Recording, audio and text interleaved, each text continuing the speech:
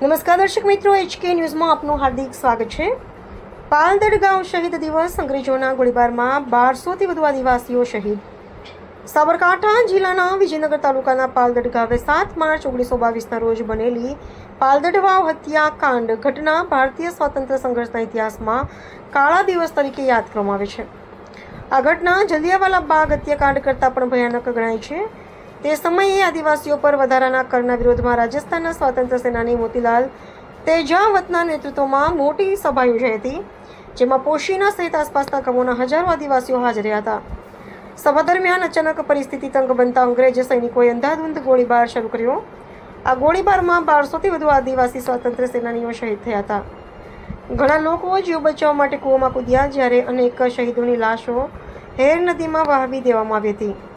આ કરુણ ઘટનાને યાદ કરીને આજે પણ પાલદડ ગાંવ ગાહે શહીદોને શ્રદ્ધાંજલિ અર્પણ કરવામાં આવે છે। HK news Sabarkantha.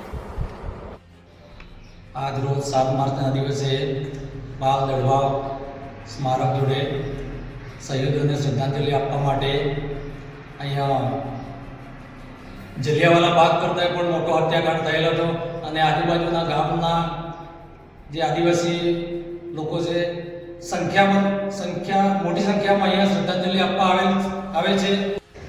આજ રોજ 7 માર્ચના દિવસે શહીદ સ્મારકના સ્થાને શ્રદ્ધાંજલિ આપવામાં આવી હતી, જે જલિયાબાગ કરતાં પણ મોટો હત્યાકાંડ થયો હતો અને ત્યાં સ્થાનિક લોકો, ભાઈઓ અને બહેનો સૌ ભેગા મળીને અમે શ્રદ્ધાંજલિ આપીએ છીએ।